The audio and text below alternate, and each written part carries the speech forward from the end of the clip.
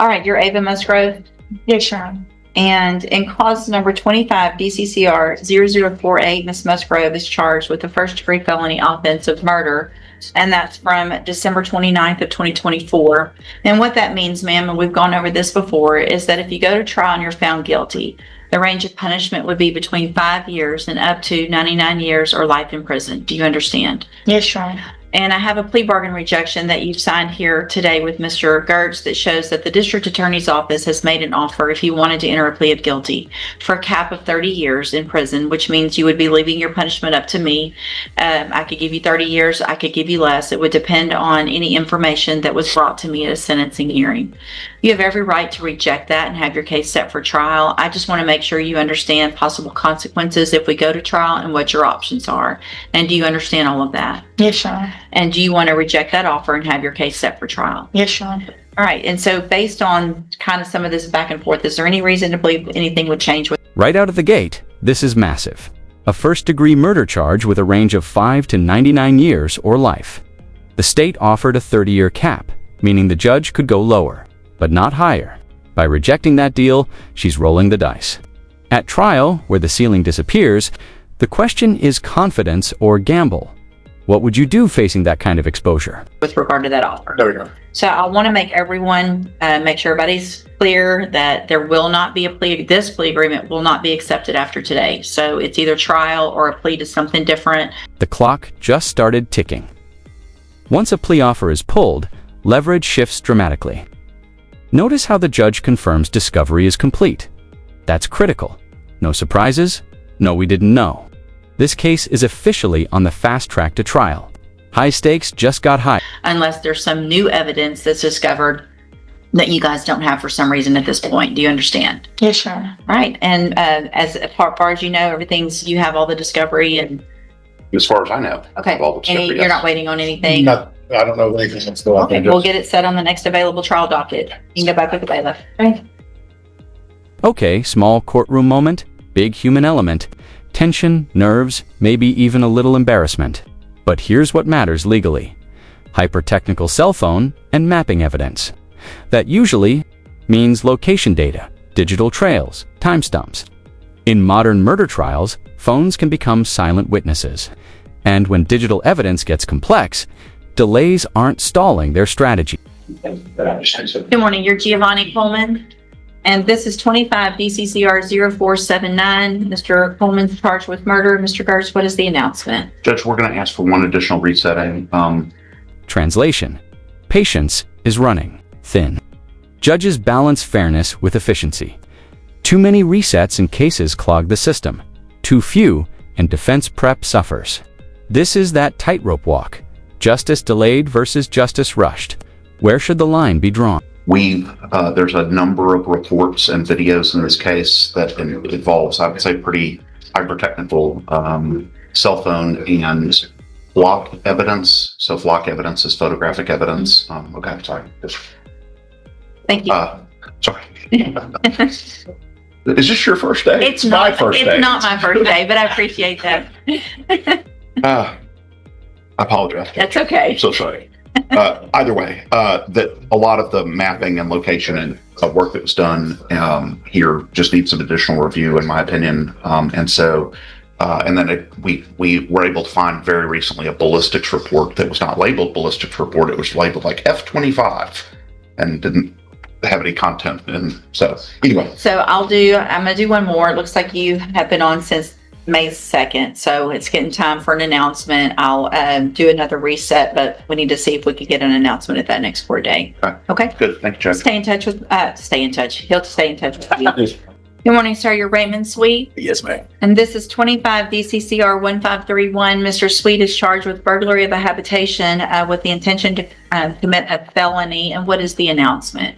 Your Honor, could we ask for another announcement date on this? There's a good bit of visual discovery that I haven't shared with Mr. Sweet. And it looks like you were in December. So I'll do one more reset to give you some time to go out and go through all of that with Mr. Sweet, and then we'll get an announcement at the next court date. Thank you. All right, thank you. Mr. Vasquez will be out to the jail to go over all the evidence with you, and then we'll get an announcement at the next court date. All right, thank you. All right. This is The moment everything changes when a defendant says guilty, the courtroom energy shifts instantly.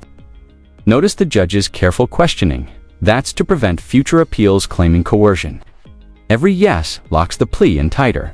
And with a 15-year cap on the table, this becomes a calculated surrender instead of a courtroom battle. You can go back with bailiff. He'll come back there. All right, are you Willie Pugh? Yes, ma'am. And this is 25 DCCR 1835. Mr. Pugh's charged with unlawful possession of a firearm by felon. Mr. Pugh, Mr. Rojas has let me know that you or your family are trying to hire a lawyer. Is that correct? Yes. So are you asking me to reset your case a little bit to let y'all do that? Yes. So what I'm going to do is about a 30-day reset, which is a normal reset. If y'all get someone hired, they'll do the paperwork to substitute in. If for some reason you're unable to hire someone, Mr. Rojas is still your attorney, will remain on your case. And when we come back at that 30 days, if you haven't been able to get one, then we'll need to move forward with Mr. Rojas, okay? Yes, ma'am. All right, you can go back with the bailiff. Thank you, Mr. Rojas. Thank you. All right, sir, are you Christian Lazo? ¿Usted es el señor Cristian Hey. Lazo? Yes. And will your client waive the formal reading of the indictment? He does. Mr. Lazo, Señor. in clause number 25, 25, DCCR 1423, 1432. you're charged with the first-degree felony of aggravated robbery from May 25th of 2025. And how do you plead to that charge? Culpable. Guilty. Are you pleading guilty freely and voluntarily? Por su voluntad. Safe. Yes. And are you pleading guilty because you actually did what they charged you with? Te hizo, te lo están acusando. Safe. Yes. I have here on this tablet some documents that have your signature on them that the state marked as exhibit number 1. Él está puesto como exhibito. Before you sign these, did you go over them with your attorney, with the interpreter? Conmigo también. Yes. Yes. Do you fully understand them? ¿Entiende el papeleo que le explicamos? Sí. Yes. And do you understand if I follow the agreement that you've made with the district attorney, that you'll be waiving or giving up any right to appeal? Una apelación en su caso. Sí. Yes. And it looks like the agreement that you've reached is for a cap of 15 years in prison, Es de no más de 15 años en la prisión. which means that you're leaving your punishment up to me. Sin que yo deba de hacer la decisión de su sentencia. And as long as I give you 15 years or less, Es que yo le dé 15 años o menos. you're giving up that right to appeal. Do you No va a understand? poder apelar. ¿Sí entiende? Sí. Yes. You have an absolute right to have a jury come determine 2 things. De pelear un juicio y que vengan a determinar 2 diferentes cosas. The first would be to determine if you're guilty or not. Que ellos determinen si es culpable o no. And then you could leave your punishment up to that jury if they found you guilty. Jurado, y lo encuentre culpable. And if we go forward this way, you're waiving that right. Pero si se And is that what you want to manera, do? dice, entonces no va a poder tener un jurado y yo soy la que había pensado. Sí. ¿Sí entiende? Sí. Yes.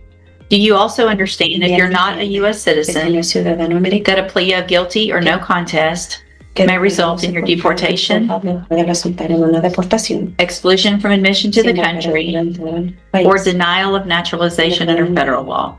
Negar que pueda recibir sus papeles. Sí. Yes.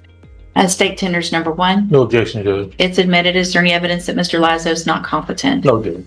Y ahí deben ser usted. All right, sir, I'm going to find that you entered your plea of guilty freely and voluntarily. Declarando culpablemente. And this is dramatic. An 8-year deal signed, then pulled after the complaining witness objects. Victim input can influence negotiations, even if the prosecutor technically controls the offer. Imagine thinking you're walking away with 8 years, and suddenly you're staring at trial again.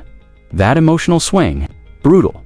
Do you think victims should have veto, power over plea deals? Por su propio. Find that you're mentally competent and understand the nature and the consequences of that entiende plea. lo que está pasando. Find sufficient evidence to find you guilty. Evidencia de encontrar culpable. However, I'm going to reset your case so the probation department can do a pre-sentence report, La condicional vaya y algún reporte and that'll give you more information, give me more information about you and your case, sobre usted y su caso. and then we'll come back later for sentencing.